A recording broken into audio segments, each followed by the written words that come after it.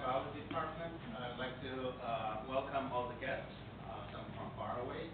Thank you for making your efforts to come here, to engage with us and educate us. And it's part of our outreach activity. So plant outreach discussion. This is the first discussion we are having. Rajneesh organized this. So why do we do this? Why outreach? Before I explain that, I probably should tell you that what this institution is about. So Carnegie Institution was established in 1902 by Mr. Andrew Carnegie with the intention to encourage, in the broadest manner, liberal manner, research, discovery, investigation, and also application of knowledge to the improvement of mankind. So in the recent history, the Department of Plant Biology, or the whole institution, has been focusing on basic research mostly. So that is a part of the first part of this intention, or we consider the mission of the institution, to discover, to generate knowledge about nature. But the second part, application of knowledge for the improvement of mankind, I feel like in recent history we have not paid much attention. Although if we read the history book about Carnegie, we realize in some period of history, the department, many departments, including plant biology, was actually tackling practical problems. For example, during World War II, there was serious effort of generating mass production or culture of algae as a source of food and nutrients. That's just one example of a very applied effort. So now I feel like it's time to think of an application again, because as smart science advances, genomes are all sequenced, and we are making exciting discoveries about the molecular networks and the cellular machinery and how it can operate at molecular level. As the knowledge accumulates, at some point we reach enough knowledge, and also we have essential tools of, for example, genome editing, CRISPR, and transformation that allow us to go in there and manipulate the molecular machinery and networks to achieve the desired outcome. So this is happening in some places in the world already. This department, we're still mostly focusing on our basic research, but I think we need to think about our second part of our mission, application of knowledge to the improvement of mankind, and think about how we can transfer our knowledge to industry, to application. So this is an opportunity to connect it to the industry, to the public, and hopefully we can discover opportunities to collaborate, or opportunities to find maybe new questions that we can study at some molecular details.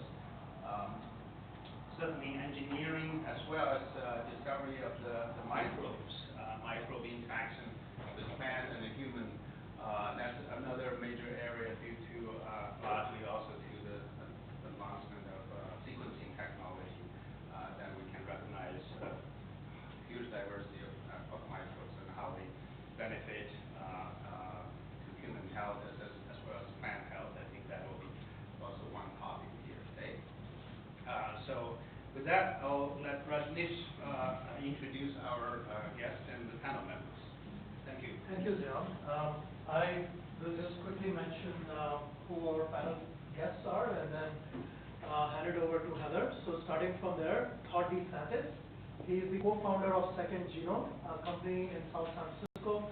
He was also brains behind Green Genes, which some of you might be familiar with. And it's been a pleasure knowing him for many years. And his supervisor at Joint Genome Institute, Gary Anderson, and Todd, we've been working together on soil microbiomes as well. So Todd is here for human gut microbiome, but he is very interested in soil microbiome as well. In fact, first science paper on that discovery was, he was a co-author on that. And then Ben Elliott, he came, he's visiting California.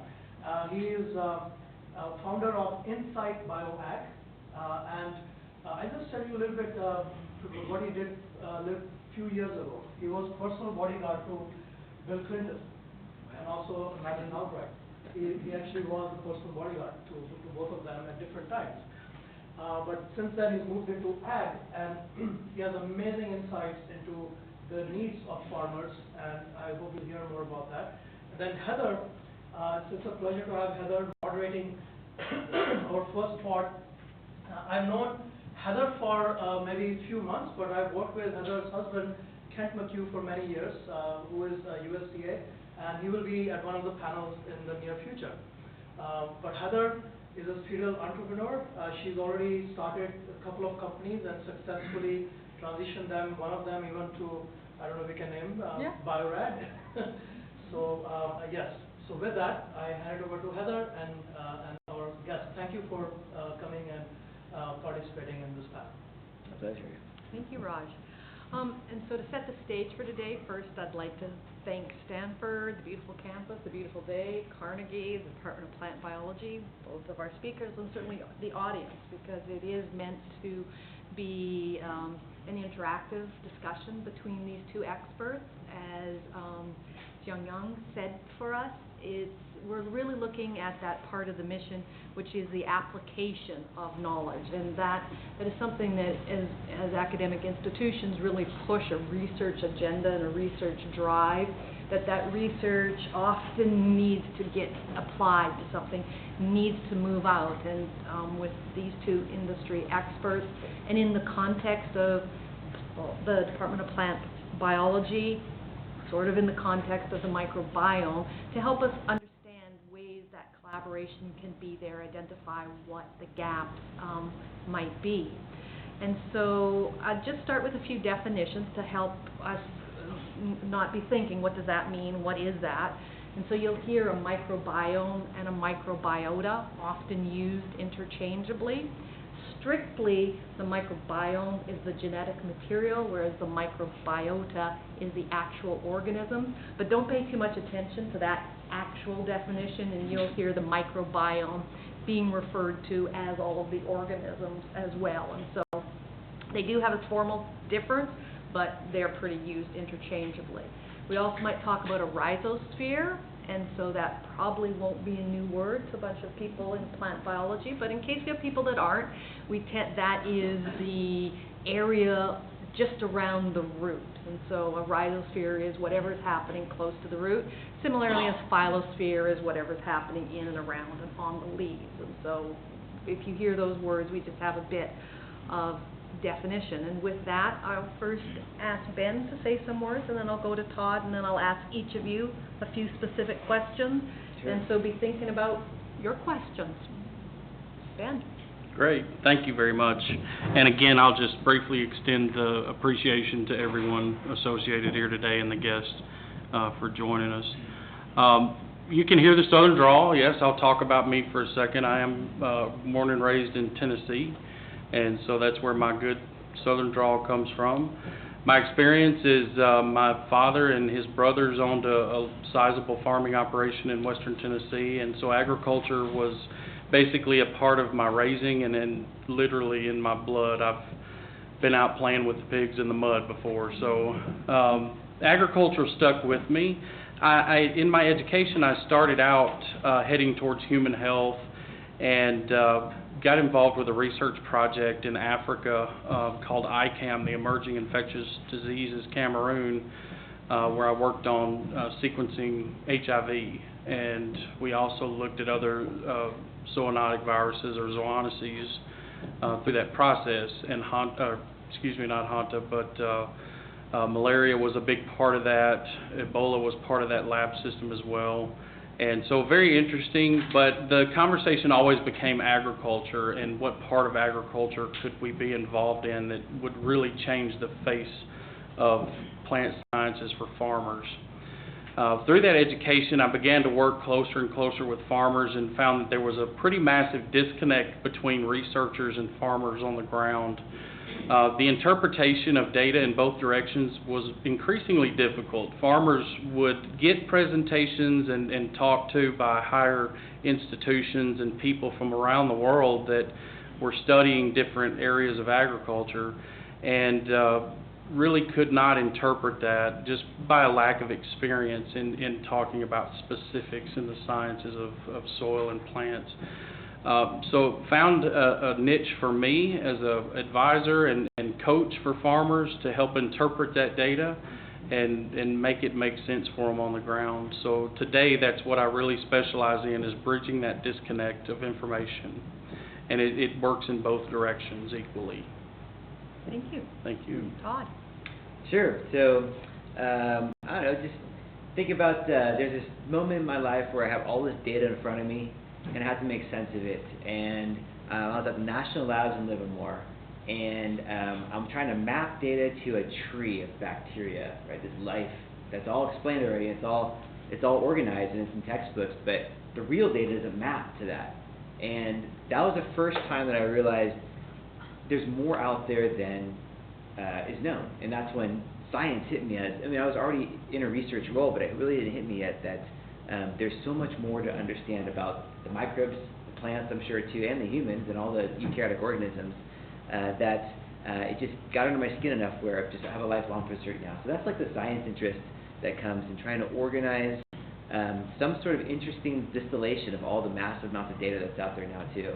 I think the reason why I like that idea is because it has an applied focus. So my parents were both these engineers from Rochester Institute of Technology, you guys know, in New York, upstate New York. So they were photographic engineers, and they both went into very applied jobs. One went more into business, the other one went into more engineering business. And I always wondered, my dad's company was called Applied Process Technology, and it was process that meant how you develop these images for microlithography to do these cool masking things. But I just always thought Applied Process Technology. I never thought what the applied meant until Second Genome. So this opportunity came up to start this company where we want to apply all this information about microbial genomics to today's problems. And so like that merger of my past and my interest has allowed allows me to really get excited about Second Genome. So we can talk about specifics and things too, but is that enough for the opening statement? Okay. Yeah, that's great. Great. Thank you. And so the first question's for Ben. And so ag has a number of biological products, biostimulants, biopesticides. Are any of these microbial in origin, and how do they go about being registered? So I'll start with the difference of the two products. The biopesticides are going to be competitive organisms that go after or develop a film around plants or soil to fend off pathogenic organisms from infecting growing plants. Biopesticides are also used just as soil inoculum as well, so that we can maybe generate a continually growing system of that specific species that we're targeting. With the biostimulants, that's probably the edge of the market that's most abused by new development. So biostimulants are rolled out from very small components of research that we all tend to do or be a part of. And so companies see, for instance, there's a species of lactobacillus that can synthesize phosphorus at 52 degrees, and therefore they go out and just find a generic lactobacillus and begin to build products from that. So in and of itself, the industry is kind of misguided for the haste to create a market, and that's driven also by the end user who is really desiring a new path, a new way to reduce cost and increase production. And biology is a big buzzword that gets, like I say, abused in the biostimulant side quite a bit. Now, are they all bio-based? So the biopesticides obviously are bio-based, and they are beginning to be registered through your various organic certification groups, as well as the National Chemical Index is beginning to require registration for those types of products. And they have to be associated with a label that shows all that registration too. Now the biostimulants, again, we're still kind of in the fly by the seat of our pants with registration there. A lot of state agencies are now requiring that biostimulants be registered as a soil additive or a soil amendment, and they actually charge a fee for that registration now. So they're slowly trying to wrangle that market into registration. But the biostimulants generally are not biologically or microbial-based products. They're usually source products for energy or some sort of medium for the enhancement of biological activity as it natively exists right then. So that's the difference in the two products. Thank you. And Todd, the opening question. Sure. So once a microorganism is identified, what needs to happen before this microorganism becomes a medical treatment that a physician can prescribe? And do any of these really exist today? Not in the future, now?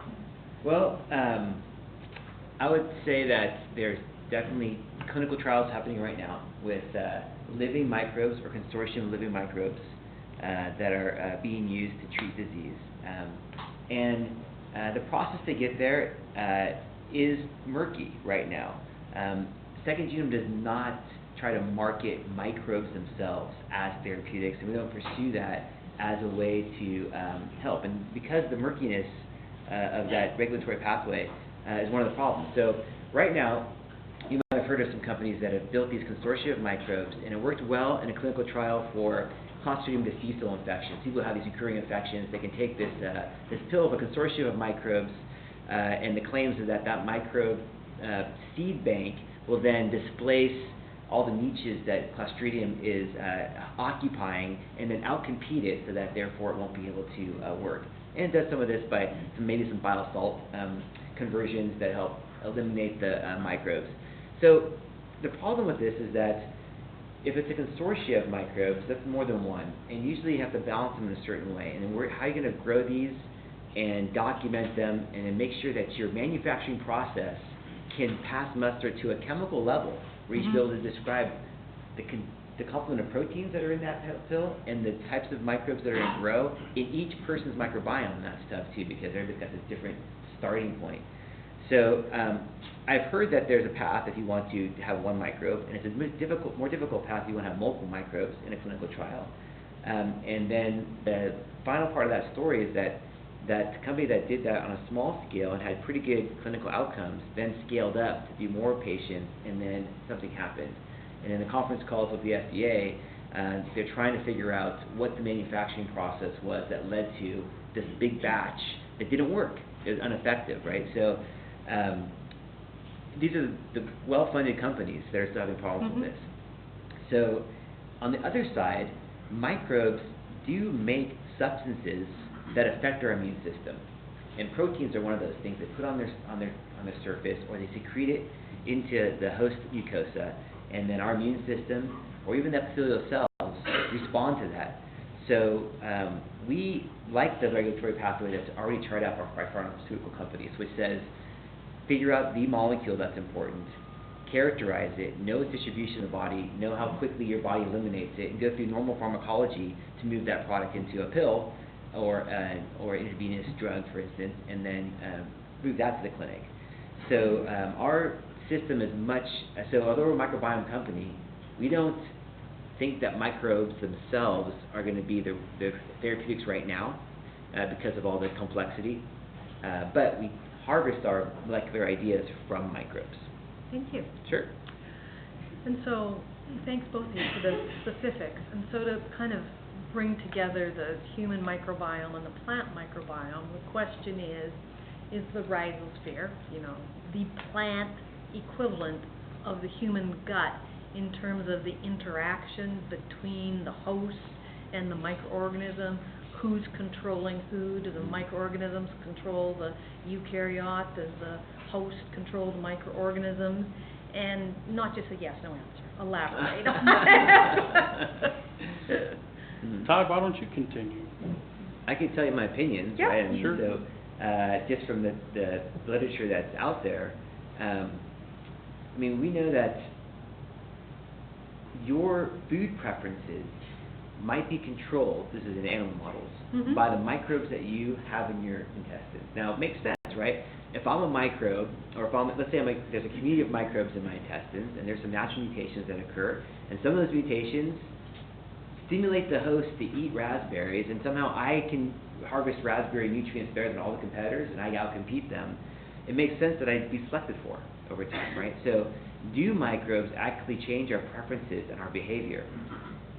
That's a great question. I mean, and how strong is that, and can you manipulate that? There's some companies out there working on it.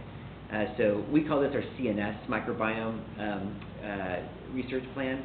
And the central nervous system has this sensory system to microbial metabolites. And one of the great experiments that was shown was they took people with high anxiety and low anxiety, took stool samples from both of them, and then put them into mice. So humanized the mice with either case or control stool samples. And then, I don't know how you feel about animal experimentation, but they put mice in these baths where they had to swim frantically. And there's these small, transparent but plastic blocks that they could find, and then they could have rest. And they'd take them back, and they'd have to find the same place and have rest. The mice that are humanized with the case, people who had high anxiety, their stool samples, they had a hard time remembering where that safety spot was. Are we the same way? Do we have microbial contents that make us anxious, not be able to focus, and not be able to remember things? And is there a way that we can combat that or address it? I mean, these are bigger questions that aren't going to be answered in the short term. But that's why I kind of think the microbes are controlling us in some ways. Mm-hmm. My biosuit that you see here, it's made partly of tawed human cells, but more cells are microbial. You guys know this, right? And on the plant rhizosphere, I'm sure I don't know the ratio there, but I'm sure it's at least 1-to-1. There's microbial interactions happening like crazy on the eukaryotic surfaces all over. So I totally would agree with that. And to bring a similarity of the two is the environment that plants grow in is dominated by a mineral fraction of some type beyond its composition of sand, silt, and clay. And the different variations on that hold different amounts of moisture, acquire different amounts of heat, solar or radiant energy. One of the things that we find is the populations are very similar, but in those environments that vary, the population makeup changes along with that soil structure. So we do have specific organisms that get to outcompete others just simply because there's a difference in the mineral fraction of that soil content. And therefore you can plant the same genetic seed across multiple soil types and have totally different outcomes by that alone, by the mineral fraction and the moisture holding capacity. And so this is where I draw one difference in the comparison of the human microbiome and the soil microbiome, is the human microbiome remains pretty well constant to temperature and moisture. So the expressions that happen genetically across the microbiome in the human can be watched very closely and understood, not easily, but more sustainably than soils that change constantly. We see that environment change almost hour to hour. And also remember that the crop that's planted there has an influence on that very population as well by its enzymatic response to the soil fraction and the response to all of the weather conditions that are constantly in fluctuation around that plant. So the similarity is yes, the populations are very similar and have individual responsibilities that we know. And I like to use the word cascade because the diversity we see both in the human and the soil microbiome are dependent all the way up and down that diversity as we predict or we assume that it works that way. There's so much of it that's undiscovered and undefined at this point, we can't say that that's absolute either in the human microbiome or the soil microbiome. So that's again, the stark difference between the two very similar makeups. And would either of you say we didn't hear either of you comment on, is the host recruiting or controlling its microorganisms, or as Todd alluded to, is the control going the other way of why I like strawberries and am not anxious? I would say, for me, that's definitely a case. And different crops do that either more intensely to a specific set of microbes or microorganisms than do other plants. That can be environmentally influenced, but I just don't think we have enough information yet to understand enough about how that works across such a diverse system. But yes, the host does influence as well as the environment, and I think also the microorganisms can influence the host just as quickly. So. Yeah, I don't think it's one direction. It's bi-directional. Okay. I mean, humans can be conscious of microbial interactions and then interfere with them or try to promote them. I think about antibiotics, right? That's an easy way. Microbes might not have that sweeping ability to take care of many things at once the way the host might be able to, a conscious host. But I'd say that unconsciously there's probably many things that are influencing us from all of the, there's at least 10 times more genes in our gut than in our own human cells. So there's a lot more complexity to and a lot more possibilities for genetic variation to influence you. So I think we're probably unconscious of the ways that we are affected. And so with that huge sort of genetic possibility, what disciplines are involved in microbiome research? I'll go first if you want. Yeah, for us, it's like I talked about at the beginning, like you're thrown with all this data and you gotta make sense of it. And so I would say that the computational, at least not fearing computational analysis is really important. You might not be doing it yourself, but you have to be used to talking with people who like doing it and need parameters for their searches and parameters for their alignments and human Markov models and things that they're going to be working on. So, at least being conversational in the computational tools that are out there for genomics is really important. Of course, also you have to have this, I say investigative attitude, because it's a harder problem to solve than other computational jobs you can go get. So for instance, we compete with Facebook and Google for scientists because those are easier problems to solve. Is how do I get this marketing data to figure out which type of ad I should show Todd when he goes to buy pants or something, right? That's a much more rewarding experience because you can see if your algorithm worked right away. With microbiome science, you can set up your parameters, do your search, and it might take months to get to that laboratory result that helps you know, can I refine my model, or is my model right already, or am I totally off? So there's that a little bit more the biologist long-term and plant biologist who understands more than bacteriologists, I'm sure. There's growing seasons, you have to kind of see if your hypothesis turns out. So I'd say patience, knowing computational, and of course molecular biology. Thank you. Todd, I couldn't agree more. I think that's a good point to make. Patience especially, and I think in many cases we deal with people that are relying on us that are not very patient. Right. But I think also what we do is in the field for agriculture and soil science is we have to understand the fluctuation of that environment that we're trying to do the very testing in. So observational science is really where we are with the agronomic implications of what we're studying.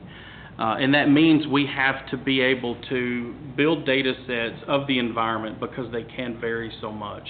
And that environmental data set will have to show us the pathway of discovery, and we have to observe biologically through that data set the differences that occur.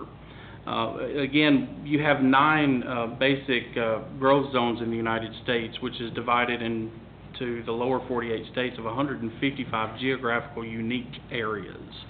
And so of those unique areas, we have to define baselines for the environment and what it takes to change the biological structure and look at that.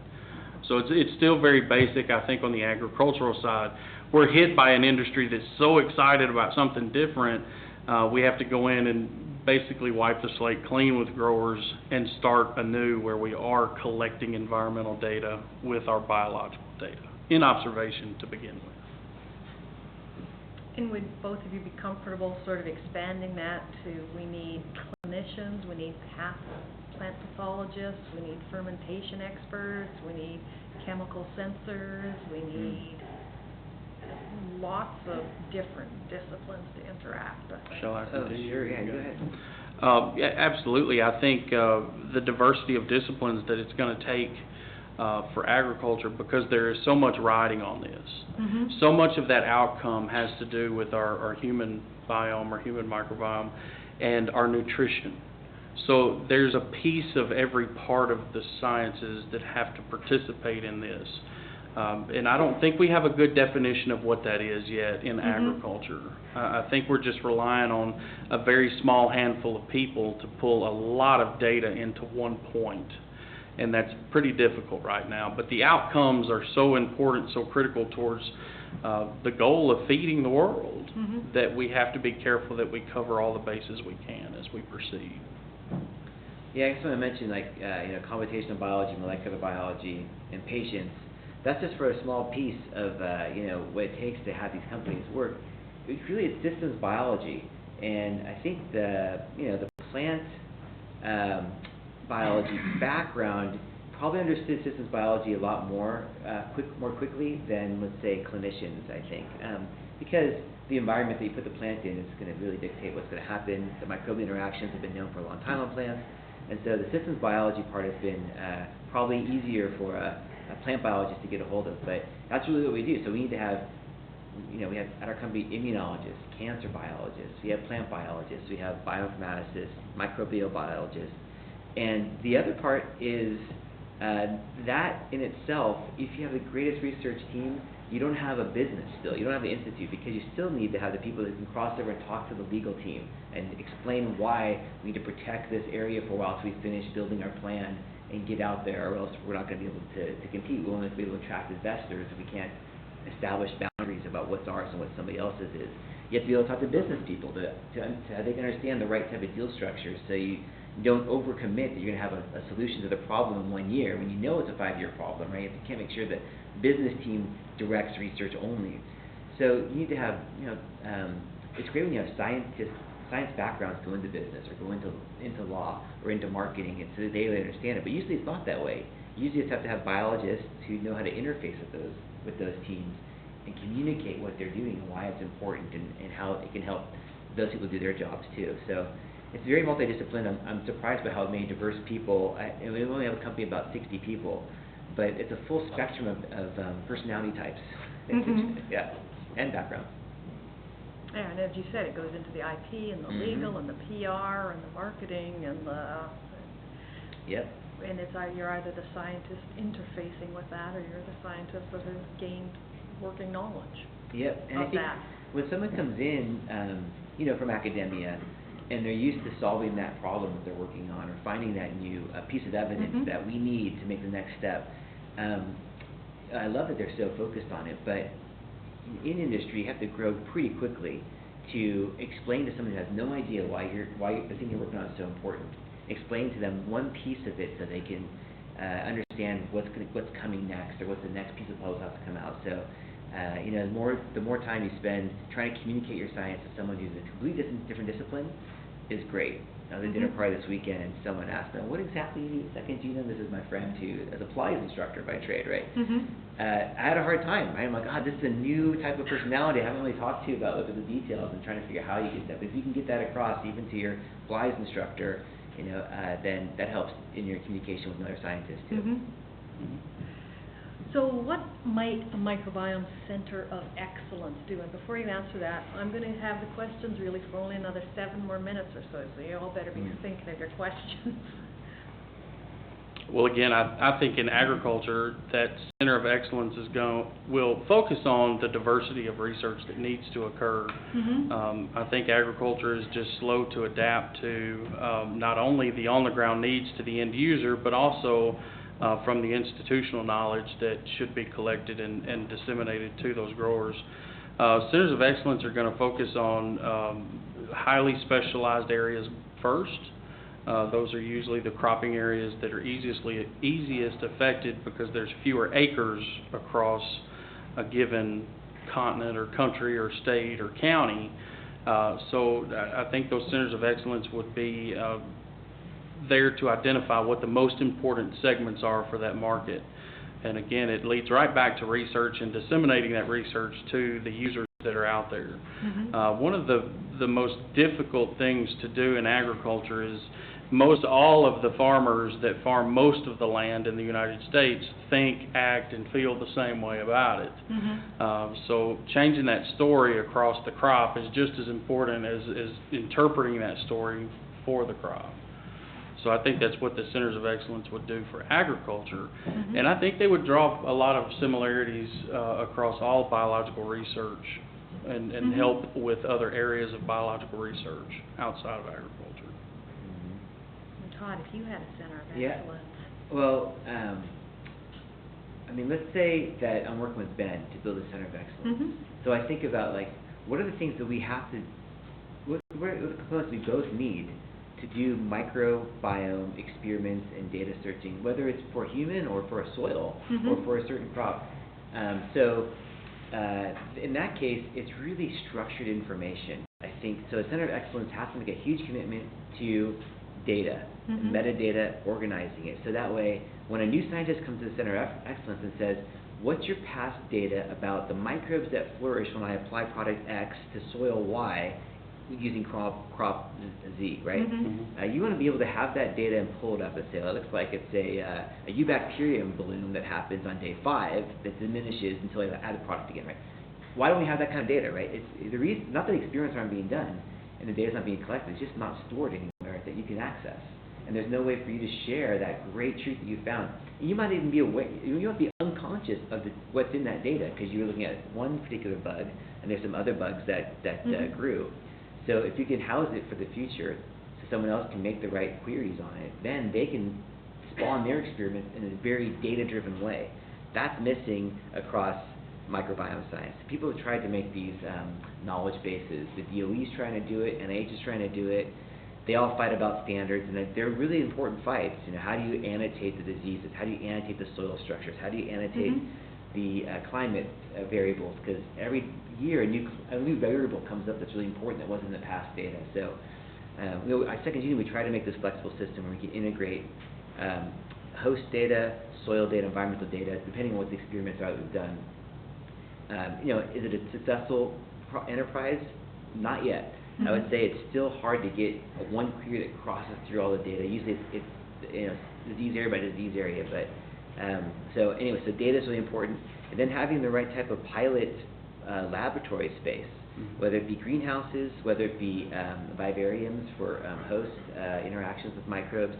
I think it should all be at one center because you're going to find out that someone who's getting a spawn of a certain bacteria in soil, that might be really related to mucosal surface of the intestine that also might benefit from that type of microbe. There's microbes that are made to interact with epithelium. Eukaryotic epithelium doesn't have to necessarily, there might be some generalizations there that microbes have been selected for to interact, whether they go from soil to the host. You have parasitology, if you ever studied that. There are certain microorganisms that are adapted to free living environments as well as host environments because these cycles. There's probably bacteria that have the same thing, right? So until we integrate this information in our new centers of excellences, then we can't thrive off each other. So I hope to see that happen in my lifetime. Right. And so there's been two big, with the NIH, there was the Human Microbiome Project, a very big project from 2008 to 2013. Now there's the Earth Microbiome Initiative that wants to collect 200,000 samples from all over the. Have they addressed the metadata challenge, or they didn't get it right? Both tried. So I was lucky enough to win part of the grant for the Human Microbiome Project, and the subsection was called the Data Analysis and Coordination Center. So the idea was that these 4 sequencing centers were going to sequence in different ways, but they're going to control their data structures enough so that when they pipe it over to me at Berkeley, I can integrate it into one system. So spent most of the time combating with the different sequencing centers about the right way to do it and trying to find something that works for everybody. So at the end, we were able to build this database, but that database contained the types of information from 4 sequencing centers.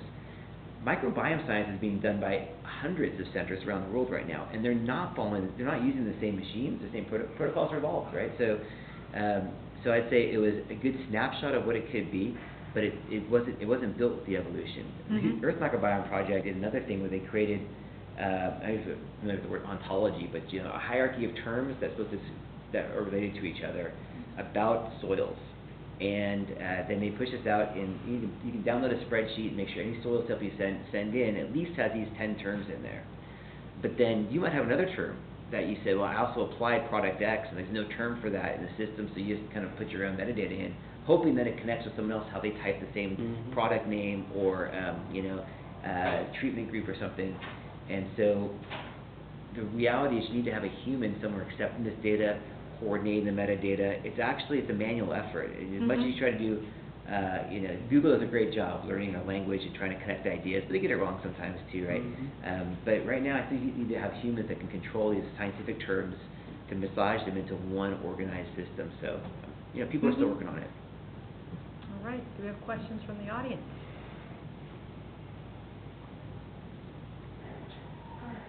So, I think this is more for Todd, but I guess both of you guys can probably answer this. So, about a year ago, I looked into getting my microbiome sequence, and I was reading some articles about it, and it looked like multiple companies were getting different results on same people's samples. So I'm wondering, for your companies where you're sort of looking at, potential targets for therapies or therapeutic sort of work, how standardized are the sequencing methods, and how do you, find a candidate for looking at? Yeah. Well, I can talk about this for hours, but I'll try and limit it to 1 minute or so. Four. What's that? Under 4. Under 4. Under 4. I can keep it under there. So the reality is there is not standard methods. An experiment that we had to do at Berkeley Labs was, we were funded by the Department of Defense, Homeland Security after 9/11 to try to find ways to extract DNA from the aerosols to determine if a biopathogen would be released into a building or something, right? So the first question was, how do you extract DNA from spores that are hard-coded and things? So we showed that when we collected all these aerosols onto these big filters, wash filters into this one sludge, and just divide the sludge up into lots of replicates. These ones got buffer only. These ones buffer plus 5 seconds of bead beating, 10 seconds of bead beating, 450 seconds of bead, and so on. And then after that, that was only variable with duration of bead beating with replicates, and then do some DNA analysis. We found that you would have perceived that the microbiome was highly full of alpha proteobacteria from the ones that had no bead beating. You would have perceived that the microbiome was all Ascomycota, the fungus, from the ones that were heavy bead beating. So really what you have is, whenever you have molecular analysis, you have one perception of the truth, dictated by the methods that you use. I know that the companies that you're thinking of, and I've read those articles too, they have different extraction procedures, they have different storage procedures, shipping procedures. These all affect the microbiome. That's even before the molecular analysis. Then when you get down to the sequencing, they use different primers, different durations of PCR, different cycles of PCR. Each of those then has GC bias that amplify different parts of the microbiome. So the important thing is, anytime you're comparing data, just like in plant biology, everything else, you have to know your controls and your variables. So to get to your point about how you make discoveries with all that source of variation, what we do is, when you take one study, you choose as much control as you can. We ship the clinicians kits and tell them how to store the DNA, or store the stool sample, send it to us, for instance. We get the biopsies themselves, extract them ourselves. And we know that this cohort we treated the same way, with technology in 2011, right? Another cohort, different technology, maybe 2012, but we treat them all the same way, and so on and so on. And there's public data we have to pull in too, knowing that there's different PCR primers, different machines, different extraction techniques. The question is not what's the composition of all the samples are the same, but what's the differential abundance of bacteria. So if this is a cohort case control study, and this is another one in the same type of disease area, although you can't really figure out the exact percentage of one bacteria, do they all uptick by the disease, or they all downtick with people with the disease? And so we're looking for concordant meta-analyses that give us confidence that this is actually a biological observation, not a technical observation. Without that, you're spending money doing ridiculous amounts of science that aren't going to lead anywhere. So is there a movement to sort of standardize the field, or with Center of Excellence that you guys were talking about, sort of aim to get a set protocol or set protocols for? We do you think? Absolutely. You have to come to your standard first and foremost. In agriculture, again, we're way behind that curve of even a standardized test or standardized analysis, or even a process to get samples to the test. So it's a very slow crawl right now in agriculture. But that is, I'm glad you brought that up, because between Todd and I, Center of Excellence would definitely have a standards section in it. We should write the proposal. Yeah, Absolutely. sounds good. Sounds good. So, yeah, I probably have a contrarian view, in that, and most scientists would probably disagree, is that you should standardize. Here's the example. The Earth Microbiome Project did a great job trying to get standardization, where they basically said, here's a protocol everybody can use based upon Illumina sequencing and primers that amplify one variable region of one gene. And from that, you make pretty good assessments of what genera of bacteria are in the sample and their relative abundances. It was easy to use, pretty inexpensive, and I would say that that got standardized for the EMP, Earth Microbiome Project. The problem is, sequencing technology has evolved where you should be able to read 4 or 5 variable regions at one read now. Do you ignore that? No one will. There's always somebody who wants to make that modification. They can build upon it, right? Was that? I mean, this is something that we deal with all the time Right. when emerging technologies come about, is you have something that acts as a standard, and then you compare your emerging technology to the standard and see whether or not it tells you something new or different or additive to Right. what has been, yeah. No, I agree. So, yeah, that I totally agree with. Which I mean, you want to have a standard that's outside of the technology that you're assessing, and decide how well does my new technology hit those benchmarks. It's missing in microbiome science. Sometimes people have to use spike-in experiments, where you try to stack a bunch of microbes in a certain population structure and make sure your technology can recover that. The questions always come up about how you know you counted the cells correctly, and how did you know. The microbiologists debate about the right way to quantify DNA before you even make the mix, right? So there's always those questions, but I think you should strive for it. And we actually make our own reagent that is a spike in of DNA sequences stacked in a certain way in 3 different mixes, and all the 69 different DNAs in there, tracers, and we rotate them for its mix A, B, and C. Randomly put those into all of your samples. Doesn't matter what your treatment groups are, you randomly put these across all your samples. And the first thing you do after you do all your molecular analysis, whether it be microarray or whether it be sequencing, whatever, is you're asking yourself, did I pick up the changes that I know was in that experiment? And how many false positives did I pick up? Things that I knew that I put standard across, and the exact same concentration and the exact same DNA across all of them, but I got different DNA sequences and different amounts. That way you know your false discovery rate. So this is the quantitative part that I think microbiome science needs to grow into. We're trying to push it because for our own investors, we don't want them spending money on things that won't pan out, right? So we have to make sure that we have the right answers. Well, I was going to say, in our checklist of the disciplines, absent was the statisticians. Yes, sorry about that. Add that back in, yeah. Okay. It's very important. Other questions? Yeah, so this is something that we've discussed in the past. And I'm looking at many companies who are focusing on microbiome species and products. But I think if we take a step back, I just was wondering what you think about, ultimately, the role of microbiome is in function.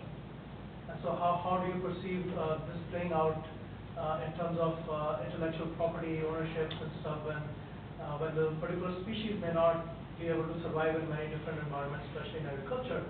So how does function play a role, and how can, because unlike Roundup, it's not a chemical, so it doesn't perform the same way across all conditions. So just your thoughts on that. I think it all comes down to process.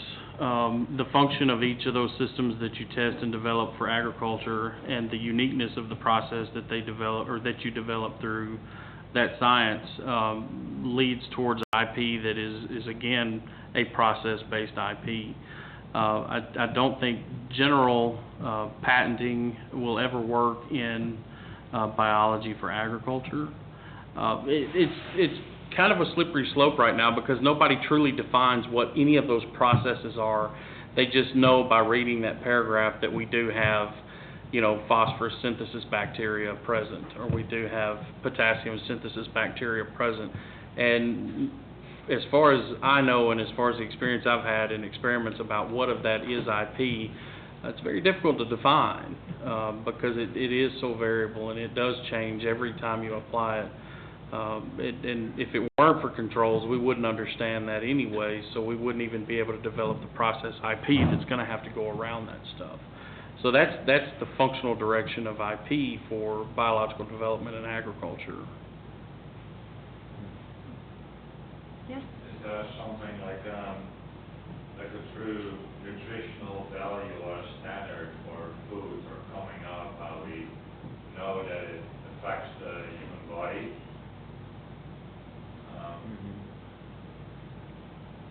Like I can imagine that it is something that is good for everybody.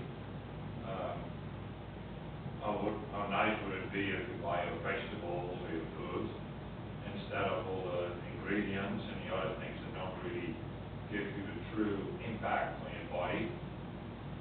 Do you think that would be something that we can quantify that and that we can see that on the packages? I think that's the pipe dream of both sides of the industry right now is can we develop a feed system for growing the food to feed everyone associated and everything else that's associated to that food source? Can we do it in such a way that it brings to us the best benefits to our human health on a functional microbial scale, to a chemical scale, to an enzymatic reaction?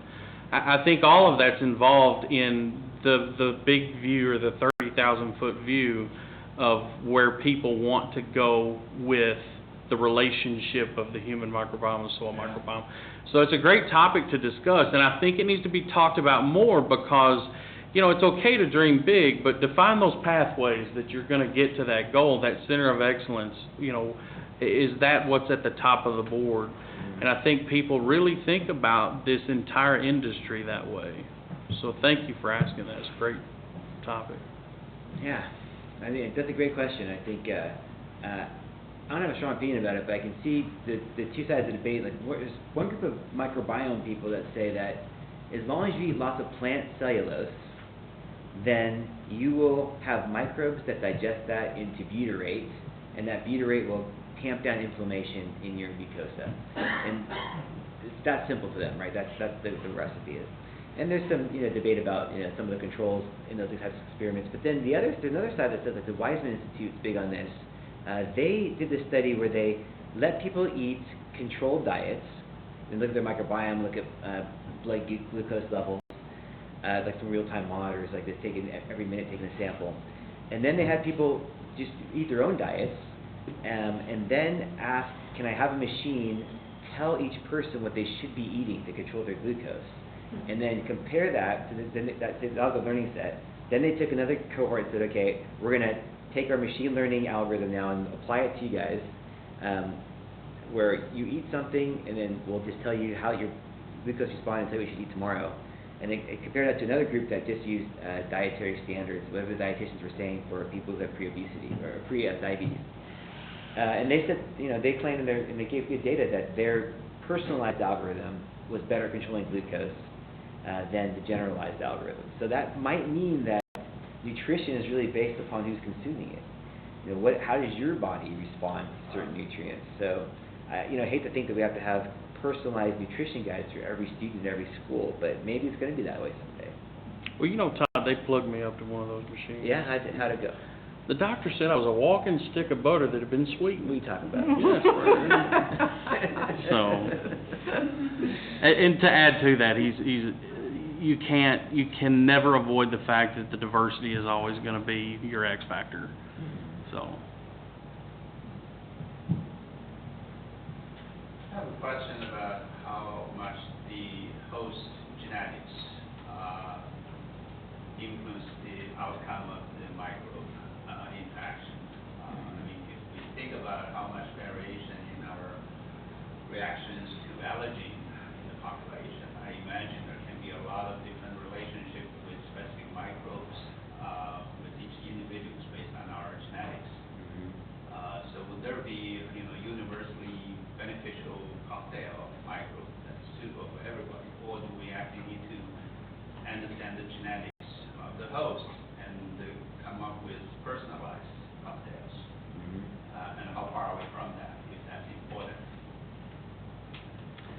Well, It would apply to both.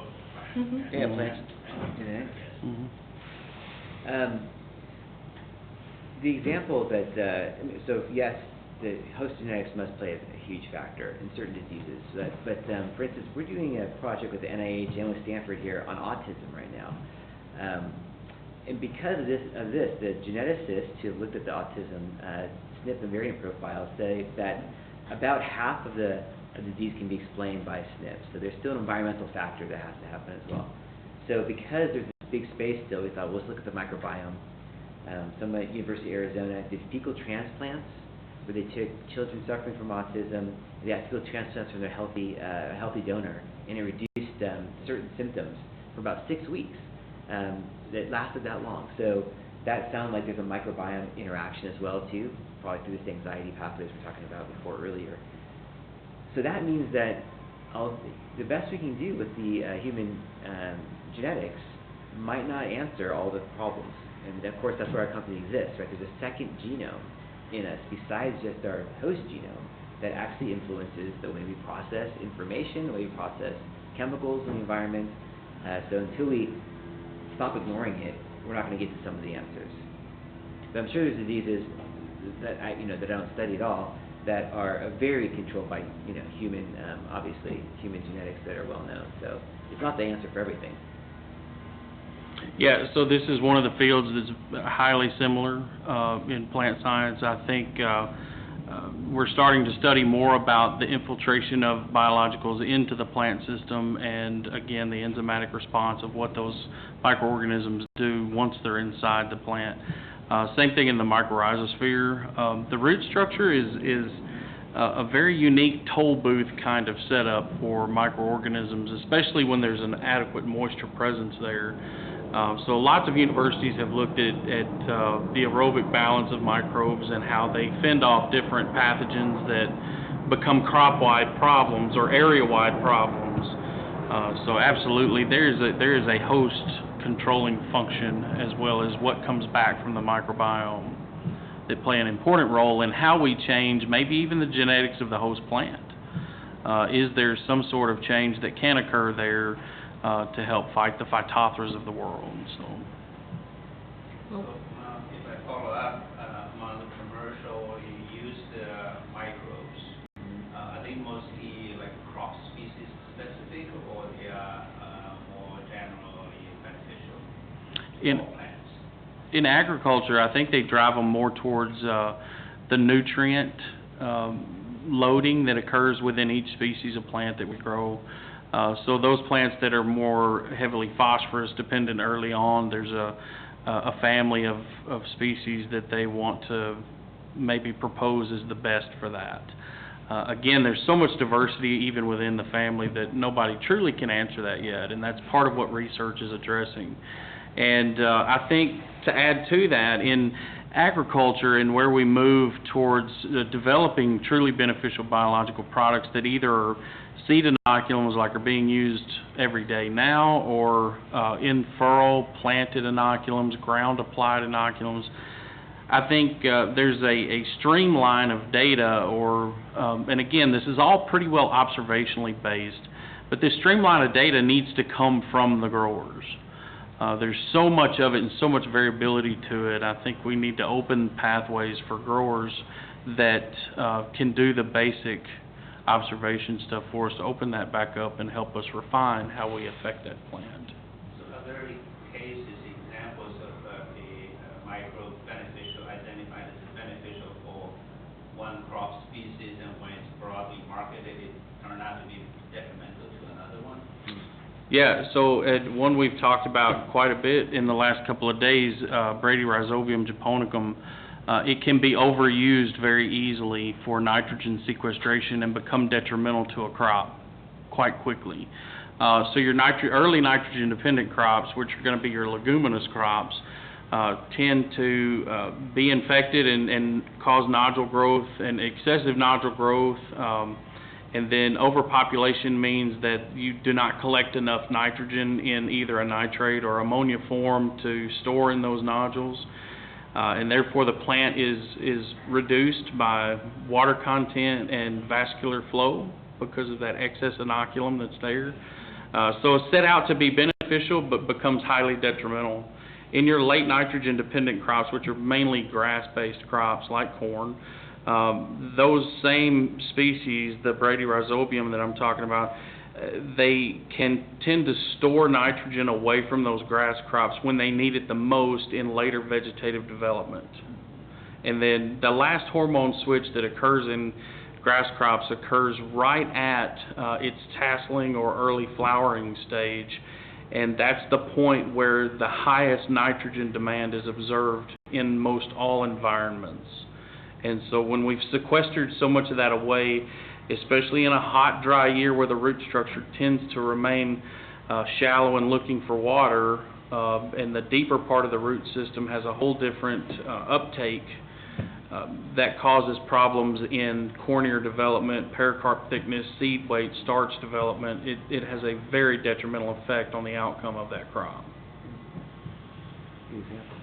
And so when I think of historic agriculture and the heavy reliance on chemicals, the bad scenario I come to mind is, have we inadvertently been selecting plants to be non-responsive to their microbiome because we just supply their NPK and everything they need in easy uptake chemical form, and the fundamental plant genetics that could recruit and interact effectively with the microbiome is no longer selected for in big breeding programs, and nature does away with what it doesn't need.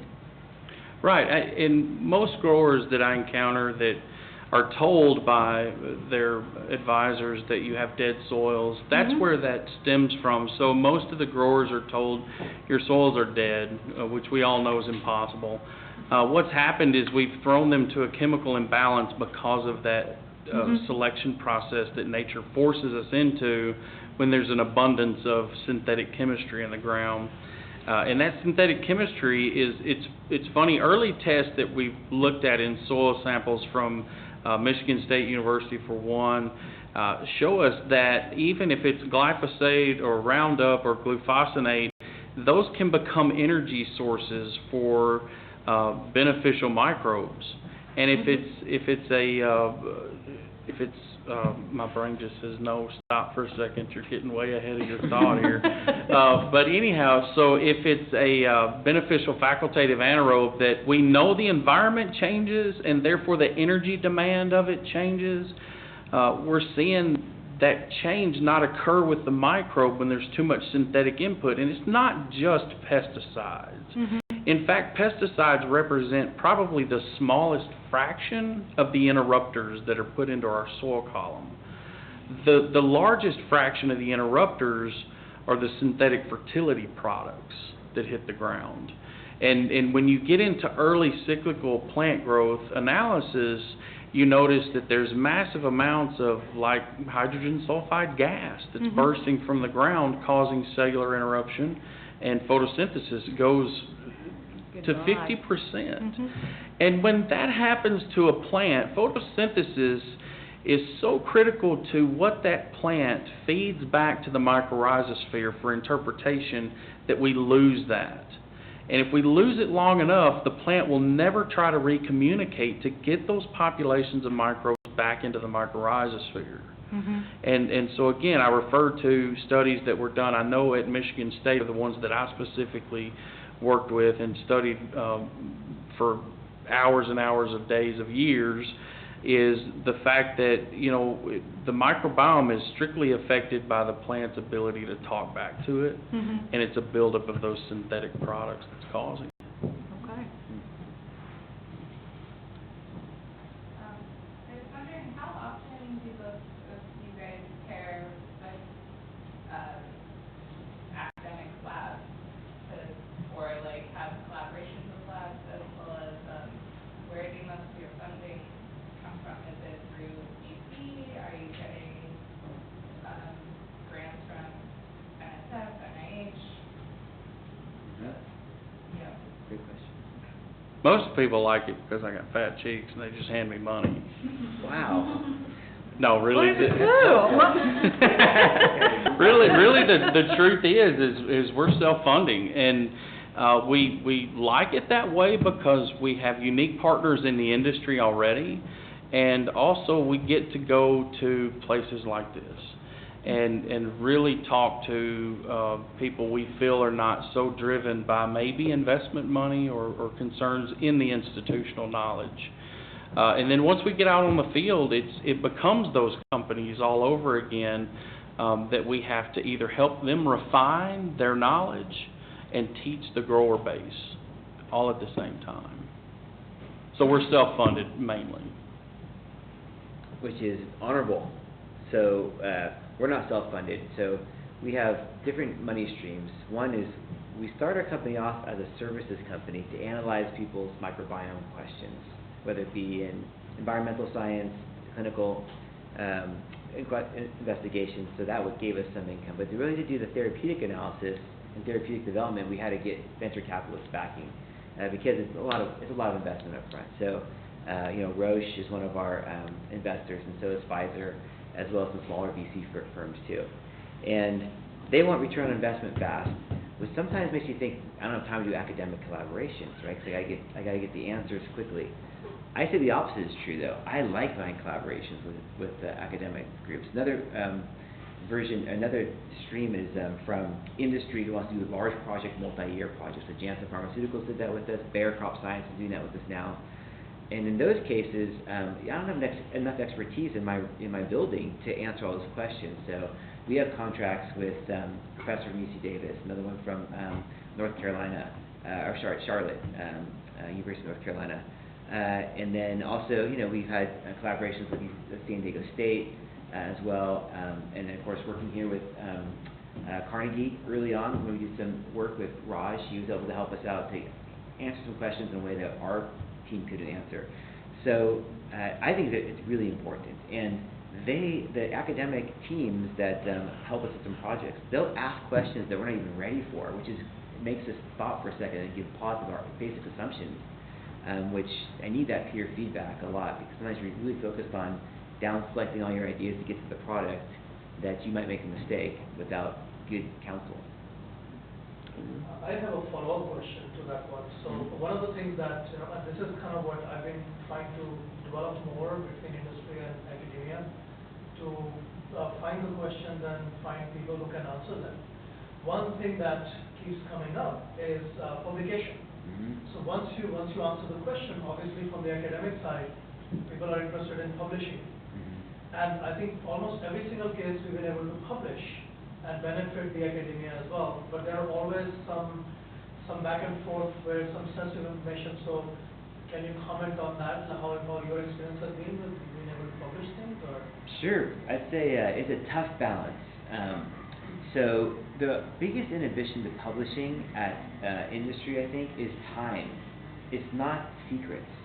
So, because there's a lot of secrets or things you're working on that you have to get IP on, so you need to get a little more data on, so you're not really ready to publish that yet. There's always that stack of things. There's also another stack of research that is very interesting. You know that it has better benefit on the outside of the company than the inside of the company. It's good for the career growth of scientists to have those publications continually, but then who has the time to finish off the figures, to organize it into a paper? So that's the hard part. So it has to be a goal of the company too. We call it, we all have goals for external communications. If you don't hit your external communication goal, that's not helping the company in the long run. Then you're only thinking about short-sighted stuff and not long-sighted. So for us, each of us have publications to do, talks like this, being out at conferences is really important. But we've had cases where we had data from Allergan, which is a pharma company, NYU, and Second Genome mixed together in a way that we could talk about the software tool that we're doing and publish the tool, and instead of really publish the findings that were important to each of those groups. But by merging data, there's always ways you can creatively still get your ideas out there without hurting your internal R&D. I'd say our biggest experience with it has been just that, how to get data out. And we're mindful not to publish the process so much as the outcome. Most of my time is spent on the ground at face-to-face conferences with different people within the industry, as well as some corporate events, but not very many. We're still young to that, and I only think that's going to grow. But yeah, it's all about getting the end result in front of the right people. And you're not ever going to reveal the process. Well, I apologize, but I'm going to take, my question is going to take the discussion back to the science of this. We know that in the human gut, the microbiome is responsible for doing your digesting your food. We know that the same is true for the plant in the rhizosphere, that the microbiome is, or the microbiota, more appropriately, are solubilizing nutrition for the plant. But what, if anything, do we know about the signaling systems between the host and the microbiome or the microbiota? Is it just a mass flow of nutrition, or is there something intelligent going on? It seems to be, first, again, great question on some very early occurring science. It seems to be that it's getting more and more complex the deeper we dive into it, because it's not just mass nutrition. It deals with, again, the enzymatic charge of the reaction of both the plant and the microbiota, and the nutrient load that's associated with that plant. When a plant talks back in the opposite direction, we can't even possibly begin to understand how that plant constructs that message. That's where I'm going. Right. That message, we can generalize the structure of the message, but the nuancial data that comes along that structure is something we really don't understand right now. And how does that message get written for 5,000 plus species that we map being in the mycorrhizosphere at a time? And does it select for a certain group of those species at a time? And what are the environmental factors that can change that recipe? So the signaling is quite complex, going in both directions. So that's a good, interesting question, a good pathway that we're just now beginning to study and understand. That's where specialty, I think, is coming to from the massive look at defining what that whole microbiome is made up of, and refining what each little component is doing there, what that plant needs based on nutritional weaknesses in a given area, a given geographical space. The only way we can truly start to answer that is how do we specialize that communication system, or affect that communication system to specialize for that specific nutrient load. Now, your question is the crux of the question for the microbiome therapeutics. We know that human cells have toll-like receptors, and there's motifs from microbes that are well documented that trigger immune responses, like LPS or peptidoglycan. Certain DNA sequences actually can be detected too themselves, and this is a way that we see our quote-unquote foreigners and elicit an immune response. But that said, we're finding microbial products that are proteins that attach these receptors that you wouldn't know from the literature, because there's never been enough material to ever try. It's always happened in our body, but it hasn't been isolated and tested in laboratories. There hasn't been a need for it before. Because we see these responses to certain microbes, we want to try to find out what is it about the microbe that's causing that response in the host tissue, in our in vivo cell cultures, for instance. And the reason it's so important right now is in oncology therapies, there's these drugs that block certain checkpoints in our ability to combat self, right? So we have cancer cells are growing, our immune systems take over, but sometimes a checkpoint gets hit where the immune system stops attacking the cell. And microbiome papers have come out that's showing that there's microbes that can re-stimulate our own immune system to start attacking the host cells again. So how do we inhibit, right, this checkpoint from happening? And probably because our immune system is also trained by our microbial sensors, right? The sensors there that helps us just know, let's continue the attack. So why is it that microbes can elicit immune responses to self cells? That's a big question. And figuring out that wiring is going to be a big product. I do want to follow up this question now that in the microbes, traditionally we think of microbes, we consider them mostly pathogens. And again, now we have pathogenic microbes, beneficial microbes, there general rules like for human pathogen, and what are the mechanisms or what's the molecular basis for a microbe to be pathogenic versus beneficial? I mean, other than producing toxins. Yeah. Well, I'd say that the misconception is that you have pathogen organisms and beneficial organisms. And when someone writes a paper, they say, here's the good bugs and here's the bad bugs. I think it's more nuanced than that. Helicobacter pylori is an example. For a long time considered to be a pathogen, the causative stomach ulceration pathogen. Marty Blazer at NYU is showing that there's a benefit to having Helicobacter pylori too. And if you eliminate it from populations of humans, you'll have more problems. So I don't think it's that case. I think it's basically, it's like I'm Italian, so I'm going to say this analogy that, there's this, you watch movies, all Italians are gangsters, right? Well, if you watch really carefully The Godfather, they're not all gangsters, and sometimes they became gangsters at certain parts of their lives when they're trying to resist being gangsters other times. So I think different species of microbes probably take on roles depending on their environment too. So this is another reason why I don't like giving the idea of just giving microbes or consortia of microbes to patients as a therapy, but instead try to find out what is that microbe doing. Can we just, it's a very reductionist approach, which has problems too, but can you reduce it to that one protein that actually triggers the benefits you want, so that way you know you're giving the right dose. One more question. Okay, so with all of this knowledge of microbiome in mind, I work in a lab that uses Arabidopsis, which obviously isn't an agricultural crop, but is used as like a model organism for plant biology, and a lot of the research is done within a sterile environment, right, where it's like planted in outdoor place in the field, so that there's no external contamination, it's just the plant that's growing. And I don't think any conclusions are made out of that are directly translated into how the plant is, growing in the wild. But I'm wondering, with your knowledge of how the microbiome and the plant interacts together, do you think that this use of sterility is, potentially dangerous, potentially flawed? Do you think it's like a system that should be used with caution? Do you think there's a way of optimizing it? Do you think it should be rid of entirely, or what are your opinions on that? The system of sterility that you're talking about, I don't think we can ever eliminate. I think we still always have to focus on as tight a research group microorganism in the soil profile and the plant profile as we can.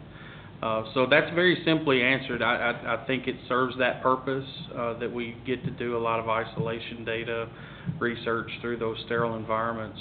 But then what we learn in those environments directly feeds what we can do broadly in those unprotected environments, and maybe see differences that occur. A lot of what we do is we plate up for isolation on the big 30 microorganisms, and we look at what happens in the mycorrhizosphere with those specific organisms at a time.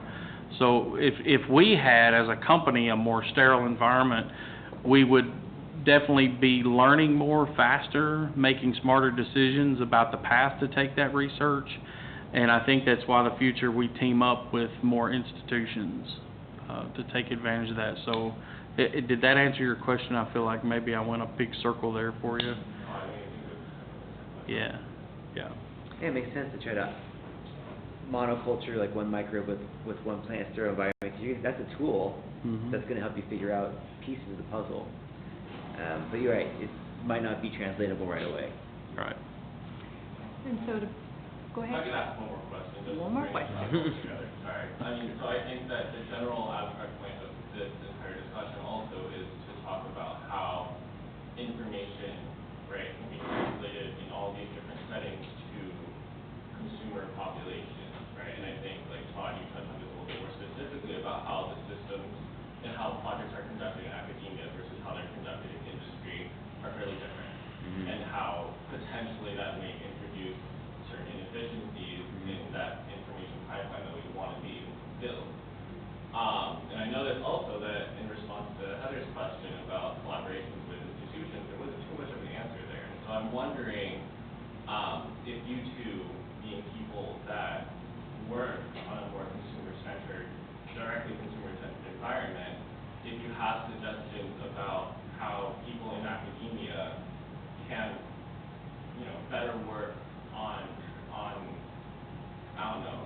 translating or packaging the information that we gather here for more wide understanding of use? Like, do we work individually in project collaborations with industries? Do we work as an institution to collaborate with industries?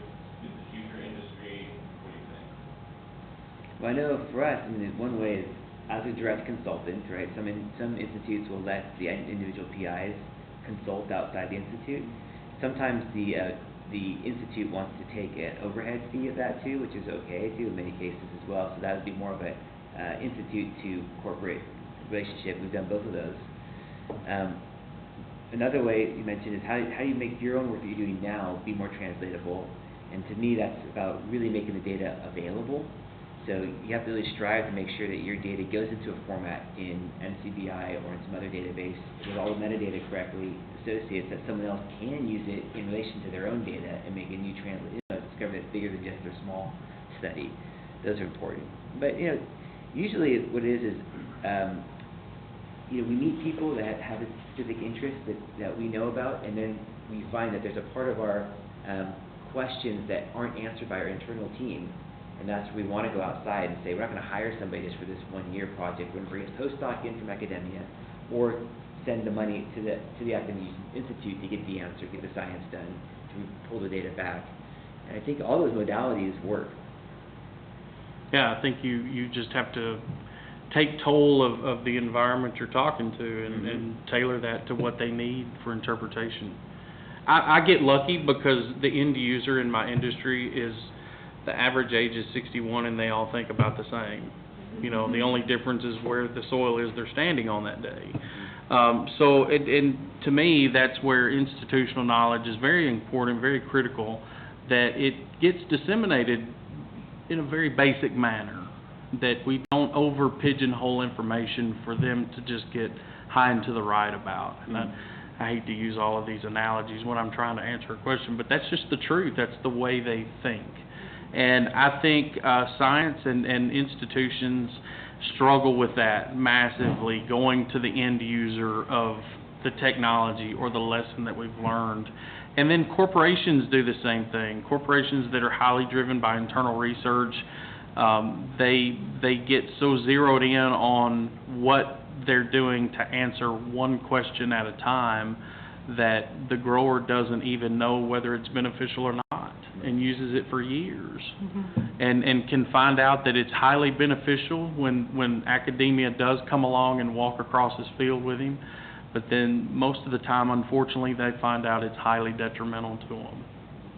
So, and then they ask immediately, how do we change that? And that's where institutions answer that question by studying each individual aspect of what that component needs. That's the importance of academia to industry to the end user. All right. Before we thank our speakers, I'd like to throw some questions back at the audience for the audience to answer. I want you two to keep track of how many hands are raised for me, please. So just do a quick count of how many. You'll count that side. Okay, how many are directly involved with the Department of Plant Biology at the Carnegie Institute? Raise your hand. High, really high, so we can count you. Directly involved, or coming from Stanford. Keep them up. Keep them up. They haven't finished counting them. Keep them up. Okay. I count real slow. Keep them up. And then if you have, and so I think maybe there was an understanding of, obviously microorganisms are involved with plants, and we all knew that as they cause plant diseases. That would be part of a plant biology education.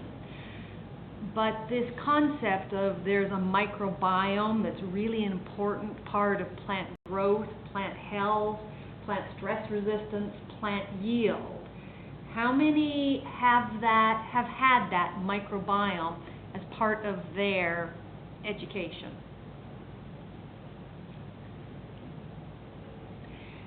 Okay, so is that the same number? Nope. Nope. All right, and then what, and this is a specific question, what would you say is lacking in your plant education to date in regards to a microbiome? What are the specifics? Could you throw out some things that your education, your understanding as a plant biologist would have benefited from a class in or a seminars on?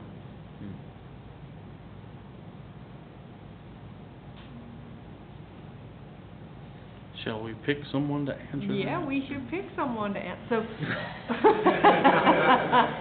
Wow, that's rough. Rough crowd. Okay, so who are the people? Again, raise your hand. No, they're all- All right, there we have two at the back, the brave one. Biology. Mhm. I think I would like to know more about the question that was asked about what else is out there Mhm. between the plants and the microbiome, except for, in addition to just the nutritional flow that we mostly think about. I think I would like to know more about that. Mhm. I think maybe Young touched a bit of how the microbiome influences signaling within the plant and, how beneficial it is, whether or not you have a symbiotic relationship that's occurring, maybe even integrating some stuff that Ben said of, if we're studying stuff and it's sterile or like in an isolated Mhm. way, could we potentially be getting some artifacts of how the system works because we're not incorporating this microbiome and the environment that's needed and like the contributions from the soil and some of these systems. Other suggestions?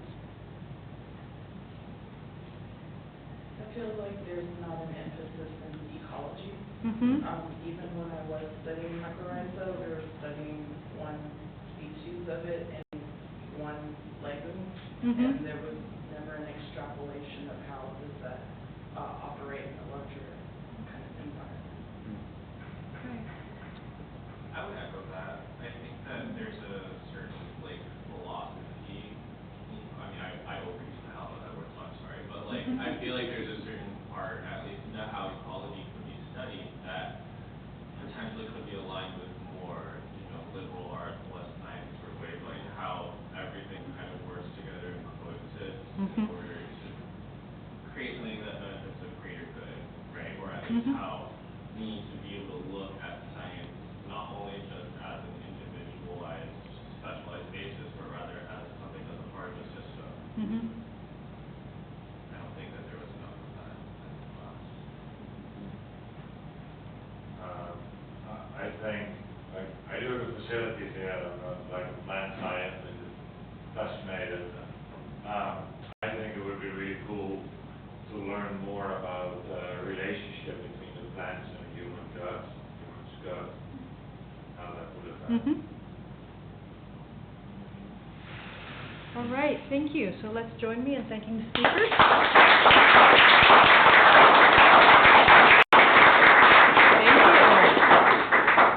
Again, I would like to thank Rajneesh for organizing this wonderful event. Of course, many thanks to our speakers for the very insightful discussion. And also thank you all for participation. Without you, it wouldn't be a panel discussion.